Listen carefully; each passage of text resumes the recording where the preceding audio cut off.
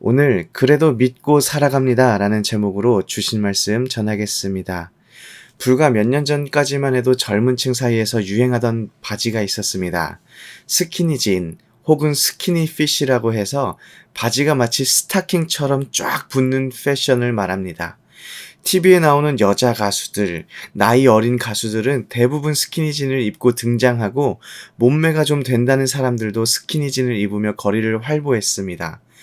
저 또한 유행에 뒤처질 수 없다는 생각에 스키니진을 좀 입어볼까 생각을 했는데 마르고 키가 큰 사람들이 입어야 이쁘고 제가 입으면 배가 더 나와 보여서 닭다리 같아 보입니다. 아마 스키니진을 계속 입고 다녔다면 아직도 결혼을 못하지 않았을까 하는 생각도 해봅니다. 그런데 너무 재미있는 것은 요즘 어린 친구들은 스키니진을 입지 않는다고 합니다. 왜냐하면 어린 친구들에게 스키니진은 촌스러운 엄마 바지이기 때문입니다. TV에 나오는 대부분의 여자 연예인들이 입었고 그리고 길거리에서 몸매를 뽐내기 위해서 많은 사람들이 선택했던 옷이기 때문에 아직도 사람들이 스키니진을 사랑하거나 그 사랑이 영원할 줄 알았는데 시간이 흐르면서 촌스러운 옷이 되어버렸습니다. 이것을 보면서 세상에 영원한 것은 없다라는 생각을 하게 되었습니다. 롯의 눈에 아름답고 찬란했던 성읍 소돔과 고모라도 파괴되어서 사라지고 지금은 흔적도 없습니다. 절대로 무너질 것 같지 않았던 찬란한 제국 로마 역시 없어지고 지금은 흔적들만 조금 남아 있습니다. 그리고 우리 삶 속에서도 영원할 것 같은 것들이 없어지게 되는 것을 쉽게 경험하게 됩니다. 목숨보다 더 귀하고 위대할 것 같았던 우정도 시간이 지나니 빛바라게 되는 경우가 많이 있습니다. 불꽃 같은 정열이 넘치던 뜨거운 사랑도 시간이 지나면서 따뜻하게 적당한 열기로 바뀌는 것을 우리가 경험하게 됩니다. 다시 한번 말씀드리지만 세상에는 영원한 것이 없습니다.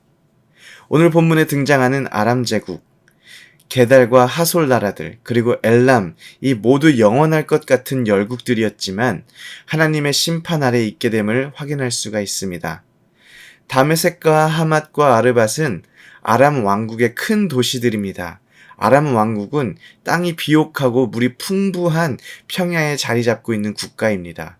고대 사회에서 비옥한 땅과 풍부한 물은 곧 국가의 번영과 발전에 영향을 주게 됩니다. 오늘 말씀 25절을 보면 찬송의 성읍, 나의 즐거운 성읍이라고 다메섹을 묘사하고 있습니다. 여기서 찬송의 성읍, 나의 즐거운 성읍은 하나님을 찬송하든 하나님을 즐거워하던 성읍임을 뜻하는 것이 아니라 칭송을 받던 성읍, 아람의 자랑, 즐거움이 되는 성읍이라는 의미를 가지고 있습니다. 다시 말해 아람 왕국에서 다메섹이 얼마나 발전되었고 또 화려한 도시였는지 단편적으로 보여주는 것입니다.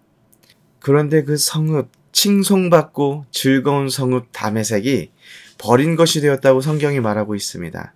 마치 버려진 자동차처럼 먼지가 쌓이고 유리는 깨져버리고 여기저기 관리가 되어 있지 않아 엉망인 것처럼 다메섹이 그렇게 될 것이라고 성경이 말하고 있습니다.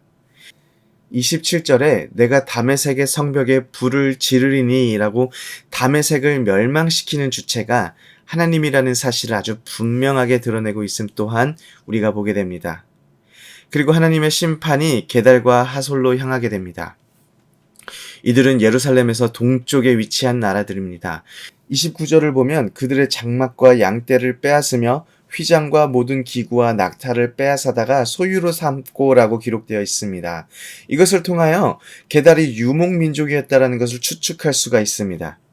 이곳도 바벨론의 느부갓네살의 손을 피해가지 못하고 결국 황폐한 땅, 그리고 머물러 사는 사람이 아무도 없는 곳이 될 것이라고 성경이 기록하고 있습니다. 34절부터는 엘람에 대한 하나님의 심판입니다. 엘람은 이스라엘에서 아주 먼 곳에 위치한 나라입니다. 이스라엘 사람들의 세계관 속에서 엘람은 세계에서 가장 먼 곳에 위치한 나라입니다.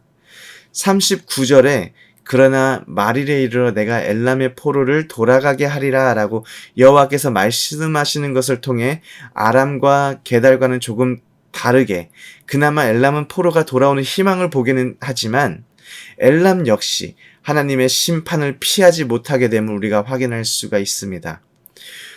오늘 말씀, 아람과 게달과 엘람을 보면서 저는 많은 생각을 하게 되었습니다. 그 이유는 예레미야의 말씀을 통하여 이 나라들의 하나님의 심판이 임한다는 것은 설명되어 있지만 왜 이 나라들이 하나님의 심판을 받게 되는지에 대한 설명은 어디에도 쓰여져 있지가 않습니다. 제가 고등학교 시절에는 체벌이 있었습니다. 요즘에는 그런 것이 없다고 하는데 제가 학교에서 선생님들에게 많이 맞고 다니지는 않았지만 그래도 제가 체벌을 당하게 될 때는 왜 맞는지, 내가 무슨 잘못을 해서 맞는지를 모르는 일은 없었습니다. 오늘 본문을 보며 답답한 것은 우리가 읽으며 이 나라들이 왜 심판을 받고 멸망을 받는지 속 시원하게 알 수 없다라는 것입니다. 다들 큰 나라들이며 이스라엘을 괴롭혔던 나라였는가? 라는 질문에 그렇다고 말할 수도 없습니다. 아람은 모르겠지만 게달은 유목민족이었습니다. 유목민족이라서 그들은 큰 성읍조차 없었던 것으로 보입니다. 아람에 비해서 그렇게 큰 나라가 아니었습니다.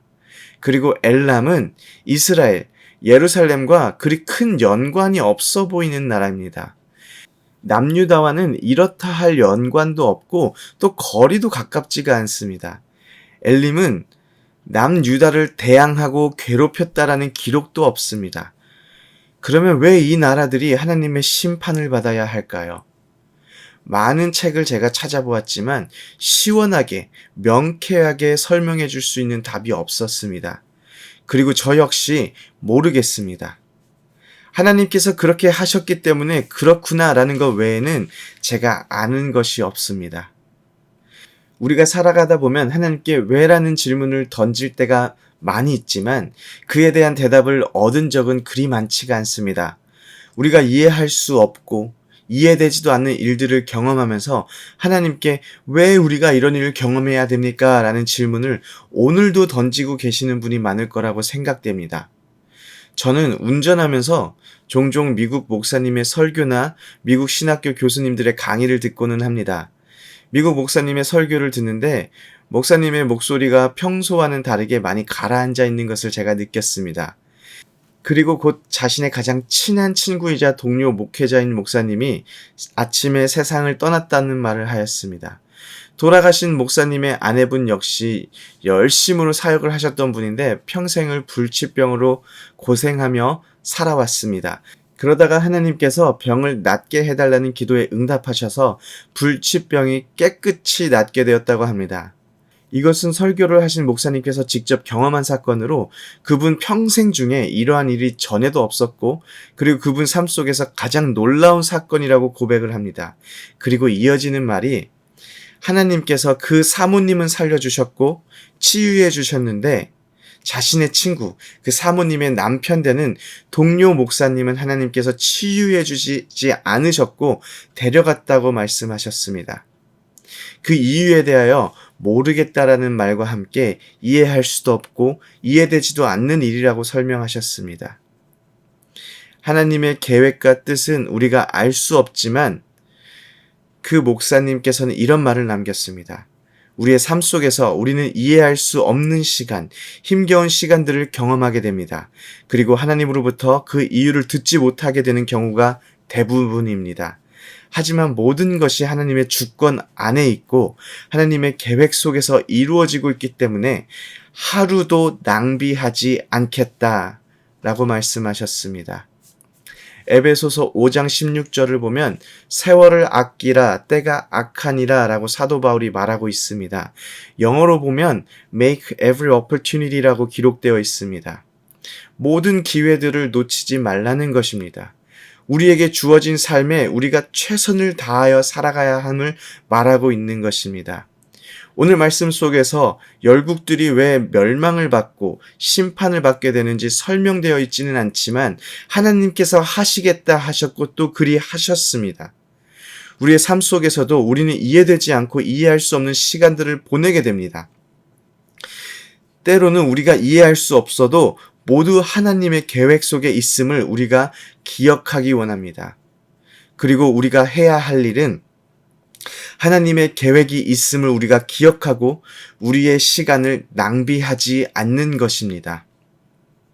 하나님의 주권을 인정하기 때문에 지금 우리가 경험하는 일들이 이해할 수 없는 일일지라도 하나님의 계획하심 안에 있음 또한 믿어야 합니다.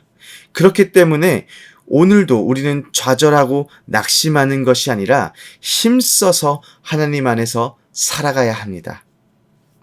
왜? 라는 질문을 던지기보다는 왜? 라는 질문을 초월하여서 하나님 안에서 살아가기 위해 오늘도 수고하고 애쓰는 모든 성도님들이 되기를 소원합니다. 아멘.